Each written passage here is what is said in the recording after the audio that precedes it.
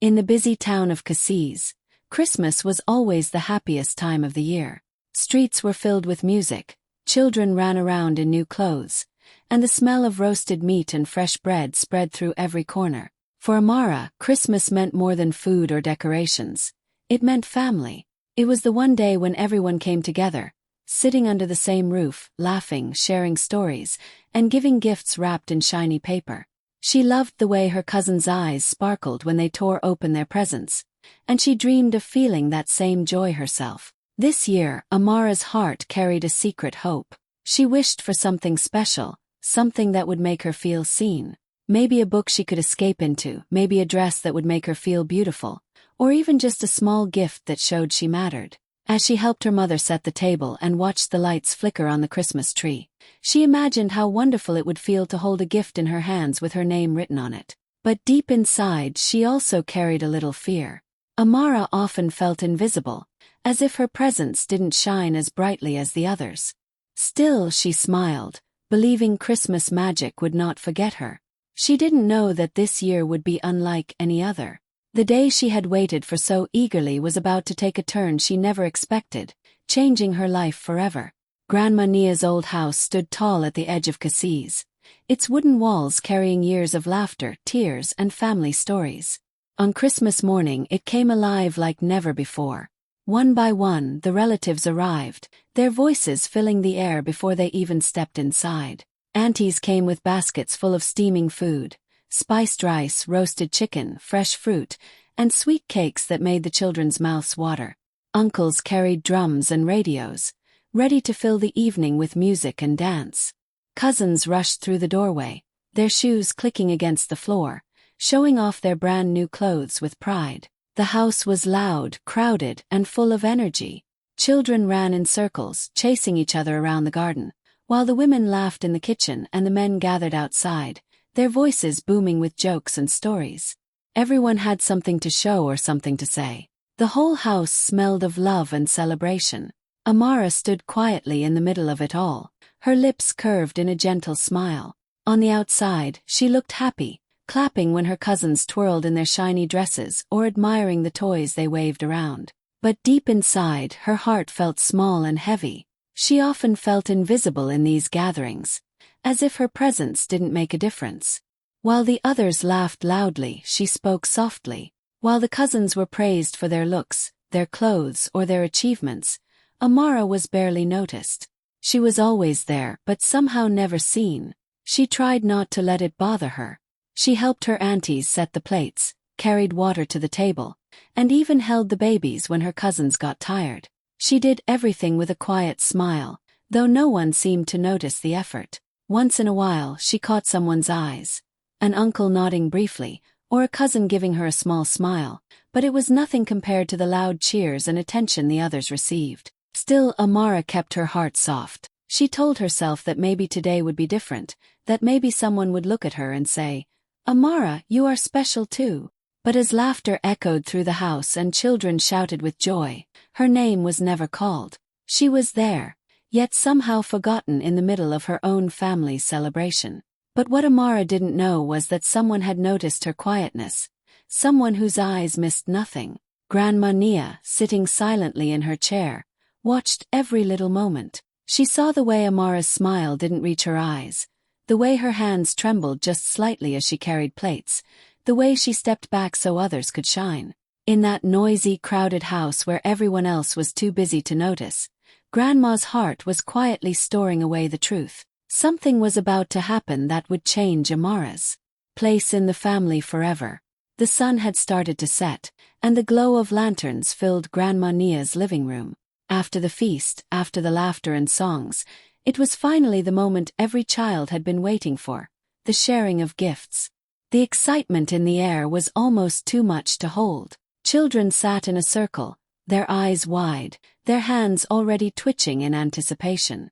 Aunties whispered proudly about what they had bought, uncles grinned as they carried the colorful packages, and the whole room seemed alive with joy. Grandma Nia, the heart of the family, sat in her chair with a wide smile. Her wrinkled hands reached for each gift one by one. "This is for you, Musa," she said, handing a shiny box to a little boy who shouted with delight. "And this one is for you, Aisha," she added, as the girl twirled in excitement before ripping open the wrapping paper. Each package was met with cheers, laughter, and loud thank yous. Children tore through wrapping paper, finding toys, dolls, and games. Women admired the bright fabrics and jewelry, clapping for one another. The men laughed over bottles of palm wine, slapping each other's backs as they admired their presents. Amara sat quietly in the corner, her heart pounding faster with every gift that left Grandma's hands. She clapped for her cousins, smiled when her aunties held up new dresses, and even laughed softly when the men joked. But inside she was waiting for her name to be called, for her hands to hold something wrapped with love, for proof that she was remembered too. One by one, the pile of gifts grew smaller. Her eyes followed every package, her ears sharp for the sound of her name. "Maybe the last one is mine," she thought, her smile growing weaker with each moment. Finally, Grandma picked up the last box, a neatly wrapped package with a golden ribbon, and handed it to the youngest cousin, who squealed with happiness. The room erupted in cheers. And then, silence for Amara. Her smile froze on her face as her hands lay empty in her lap. There was nothing left. No box, no ribbon, no gift with her name. The sound of laughter and tearing paper filled the room, but for her, it all faded into a blur. Her chest tightened, and she blinked quickly to stop her tears from falling. Some cousins noticed and whispered among themselves. "Even Grandma forgot her," one murmured, half in pity, half in mockery. Others looked at her with a mix of curiosity and sympathy. Amara forced herself to clap when someone showed off a new doll, even though her palms felt heavy. She didn't want anyone to see her pain, didn't want to spoil their joy. But deep inside, her heart cracked. She had waited all year for this moment, and now she sat empty-handed, invisible once again. She told herself to be strong, but her soul whispered the truth. She had been forgotten. Or so she thought. What she didn't know was that the story of this Christmas was far from over, and the greatest gift of all was still waiting for her. Amara sat among her cousins, her hands resting quietly in her lap. Around her, the room was still bursting with joy. Children were running from one side to the other, proudly showing off their toys. The women were holding up their fabrics, turning them over in the light and admiring the colors. The men were laughing loudly, clinking bottles together. Everywhere she looked, there was happiness, but none of it belonged to her. She clapped when her cousins danced with their new dolls. She smiled when her aunties posed in their fresh clothes, but her eyes told another story. Her vision blurred as tears pressed against her lashes. She blinked quickly, lifting her chin so no one would see the storm inside her. She didn't want to be the one who ruined Christmas with sadness. But no matter how hard she tried, her heart ached so deeply it was hard to breathe. Then came the whispers. They cut through her like sharp knives. "Even her own family forgot her," one aunt murmured, shaking her head. A cousin giggled. "She didn't even get a handkerchief." Others just stared at her with pity, their smiles fading into silence. Every word sank heavy into Amara's chest. She wanted to disappear, to shrink into the floor so that no one could see her shame. She folded her hands tightly together, as if holding herself in place, pretending their laughter did not hurt. But the truth was, each whisper made her feel smaller, weaker, less worthy. With a trembling breath, Amara stood up. Nobody noticed at first. They were too busy laughing, too busy showing off their gifts. She walked slowly toward the door, her eyes lowered, her body heavy. When a cousin asked where she was going, she only smiled faintly and said, "Just outside." But the moment she stepped out, the smile fell from her face, and the tears finally slipped free. Outside, the air was cooler, the night sky filled with stars. But Amara didn't see their beauty. She sat quietly on the old wooden step, hugging her knees close to her chest. The muffled sounds of music and laughter from inside felt so far away, like another world she did not belong to. Her tears fell silently, rolling down her cheeks in streams. She felt forgotten, unwanted, invisible. "Why me?" she whispered to herself. "Why am I always the one left out?" Her voice cracked in the stillness of the night. But in that quiet moment, as she sat alone under the stars, something inside her also stirred, a tiny spark of strength she didn't yet understand. Though her heart felt broken, she had no idea that someone had been watching her all along, someone who understood her pain more than anyone else. And soon, her tears would lead her to a truth that would change everything she believed about herself. Grandma Nia was not like the others. While the family laughed, sang, and danced, her sharp old eyes saw things no one else cared to notice.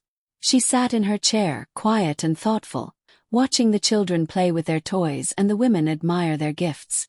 But her gaze kept returning to Amara. She saw the way the girl forced a smile that never reached her eyes. She noticed how Amara clapped for others even when her own hands were empty. She saw the slight trembling of her fingers as she tried to hide her sadness. Where everyone else saw joy, Grandma saw pain. Later that night, when the family gathered around the fire outside, the atmosphere grew louder. The men beat the drums, cousins danced in circles, and aunties sang with laughter in their voices. Sparks from the fire shot into the sky, and music filled the air. Everyone was busy celebrating, but Grandma Nia's heart was heavy with what she had seen. She quietly stood up, leaning on her walking stick, and made her way to where Amara sat quietly in the shadows. "Come with me, child," Grandma whispered softly. Her voice was gentle, but it carried a weight that made Amara rise immediately. She followed her grandmother into the old kitchen, where the warmth of the fire could not reach and the noise of the family grew faint. The kitchen smelled of spices, wood smoke, and something deeper, home. Grandma turned, her wrinkled hands reaching for Amara's face. She cupped her cheeks tenderly, her thumbs brushing away the tears Amara had tried so hard to hide. For a moment, Amara could not hold it in anymore. Her eyes filled again and her lips trembled. "Grandma, they forgot me," she whispered, her voice breaking. But Grandma shook her head slowly, her eyes filled with wisdom and love. "No, child, do not think you were forgotten. See you. I have always seen you." Her voice was soft, but it carried a power stronger than all the music outside. Amara's tears spilled over as she looked at the old woman before her. "But everyone had something, and I had nothing," she cried, her words heavy with years of feeling invisible.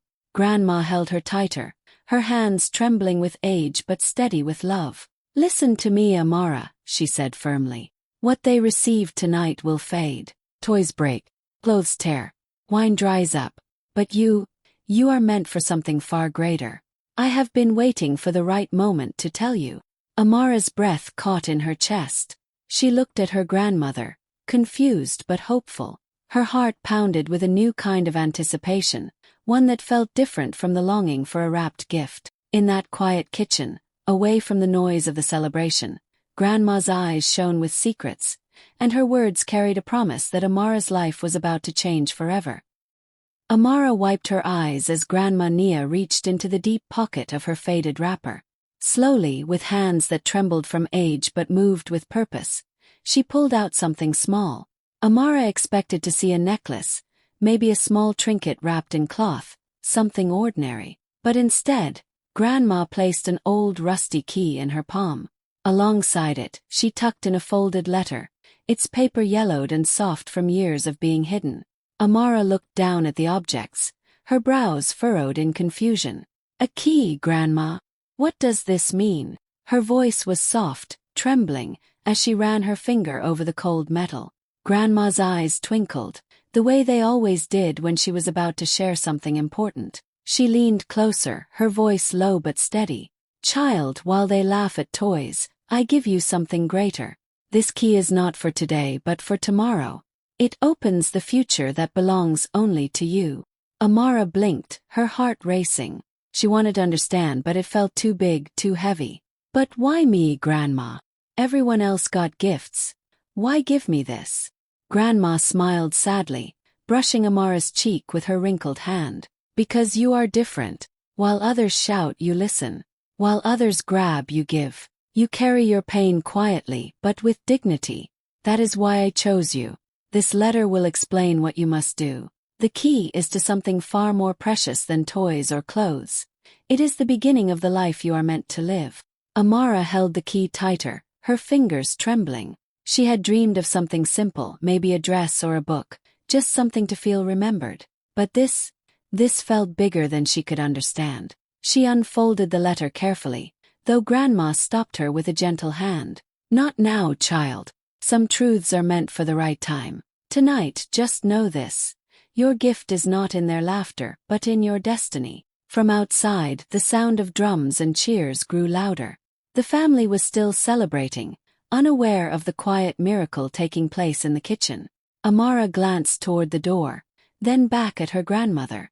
A strange warmth filled her chest, as if for the first time she was not invisible. She was chosen. Her tears still flowed, but they were no longer only from sadness. They carried something new, hope. She didn't fully understand what this old key and folded letter meant, but she felt it in her bones. Her life was about to change. She hugged Grandma tightly, her heart beating fast. Grandma whispered in her ear, her voice filled with love and certainty. "One day, Amara, they will understand why I gave this to you. And when that day comes, you will no longer sit empty-handed. You will stand with a gift that no one can ever take away." A few days after Christmas, when the laughter and noise of the celebration had faded, Grandma Nia called Amara to walk with her. The sun was rising gently over Cassis, painting the sky in shades of gold and pink. Amara followed quietly, the old key tucked safely in her pocket, her heart beating faster with every step. She still didn't fully understand what the gift meant, but she trusted her grandmother's words. They walked past the busy streets, past the market where women were already calling out prices of vegetables and fruits, past the children chasing each other with sticks. Finally, they reached the edge of the village, where an old storage house stood. Its wooden door was worn and cracked, its lock rusty from years of silence. "Go on, child," Grandma said softly, nodding at the door. Amara's fingers shook as she pulled out the key. She pushed it into the lock, her breath caught in her chest as it clicked open. Slowly, she pushed the door wide, and a wave of dust and memories filled the air. Inside, it was not empty like she had imagined. Instead, the room was filled with neatly stacked boxes and old chests. Amara stepped inside carefully, her eyes wide. Grandma pointed to a large wooden chest in the corner. "Open it." With trembling hands, Amara lifted the lid. Her breath stopped. Inside were piles of documents carefully wrapped in cloth, land titles marked with her grandmother's signature, and a bundle of savings sealed in envelopes. Amara covered her mouth in shock. She could hardly believe what she was seeing. "Grandma, what is all this?" she whispered, her voice trembling. Grandma Nia stepped closer, her eyes shining with both love and pride. "This is yours, Amara. Your inheritance. While others laughed and mocked, I was watching you. You were the child who never complained, who carried your burdens quietly, who gave more than you received. I wanted to make sure your heart was rewarded." Tears rolled down Amara's cheeks as she knelt by the chest. She touched the documents carefully, as if afraid they would disappear. For years she had felt invisible, forgotten even by her own family. But now, in this quiet storage house, she realized she had been seen all along, seen by the one person who mattered most.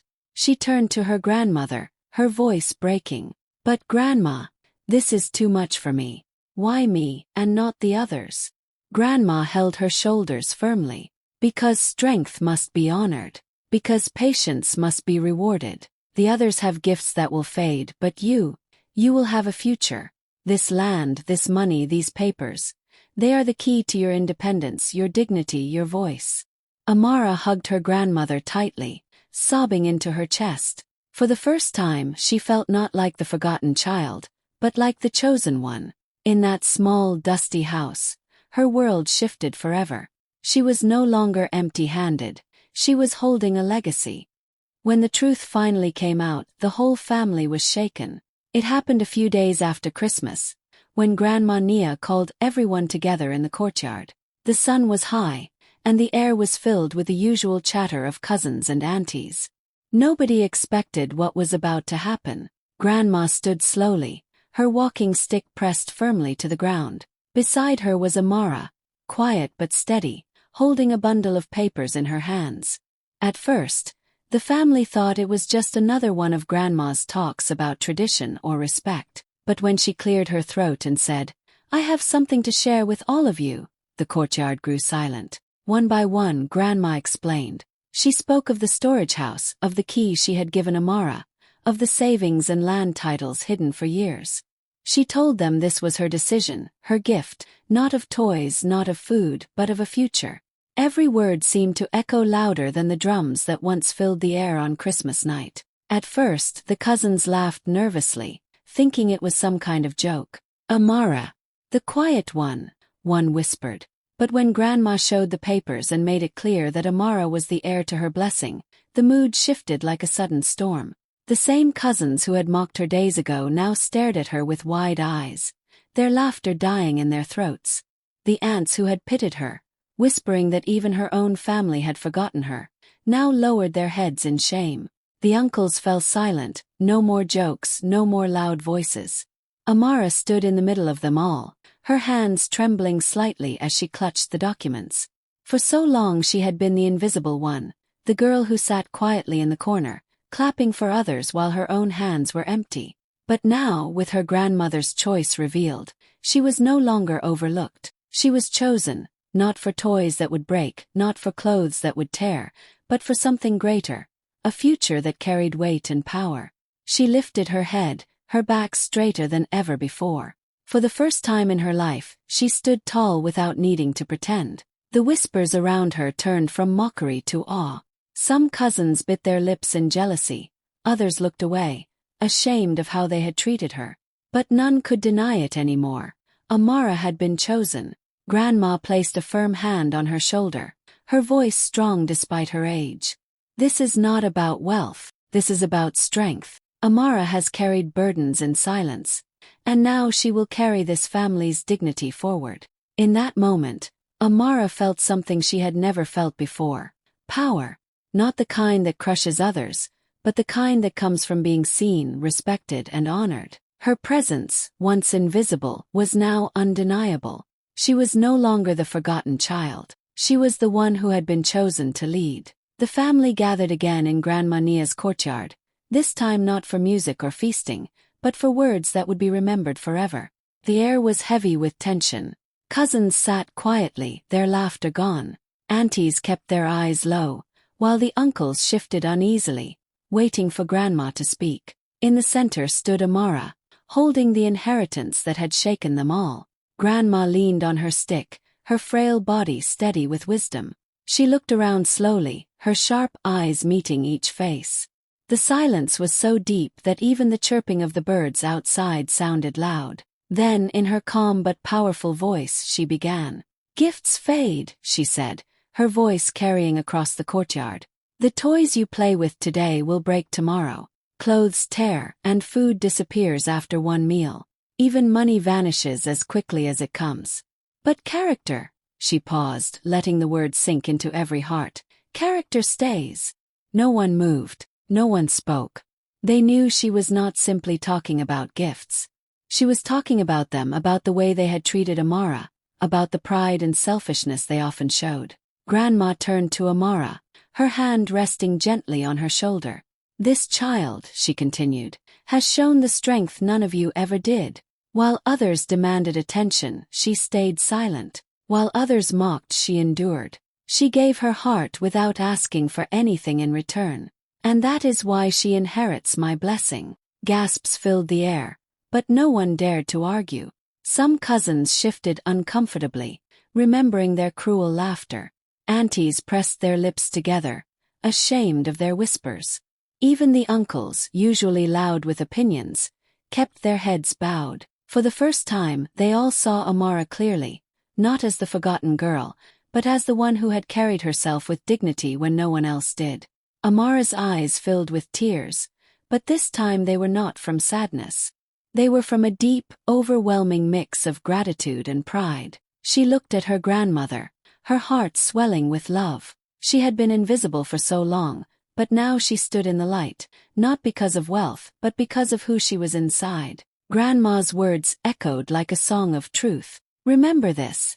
It is not what you hold in your hands that makes you rich, but what you carry in your spirit." Amara has proven that strength, patience, and kindness are worth more than all the gifts in the world. The courtyard stayed silent, heavy with realization. No one dared laugh, no one dared whisper.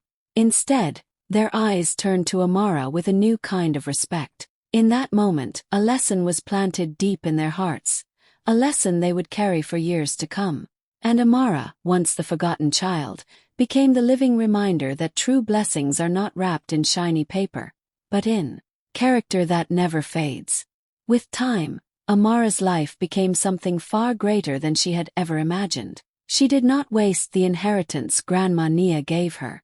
Instead of keeping it only for herself, she used it to change the future of her town. Piece by piece, she built schools where children who once had no hope could finally sit at desks, read books, and dream bigger than their surroundings. She opened a library, its shelves filled with stories and knowledge, so that no child would ever feel left behind the way she once had. The people of Cassis watched in awe. The same girl who once sat forgotten in a corner on Christmas had now become a light for others. Children who had been invisible, children who had felt unworthy, found a new strength in her story.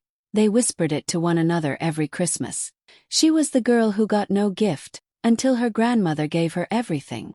And so, Amara became more than a name in her family. She became a symbol across the town, a symbol of dignity, patience, and resilience. Those who had once mocked her now spoke her name with respect. Those who had pitied her now wished to walk in her footsteps. Every Christmas after, when gifts were shared and laughter filled the air, parents reminded their children, true gifts are not always wrapped in paper. Sometimes the greatest gift is the strength to endure, the courage to rise, and the heart to give back. Amara's legacy stretched beyond her family, beyond one Christmas, beyond her own lifetime. She was no longer the forgotten child. She was the one who turned her pain into power, and left behind a gift that would never fade.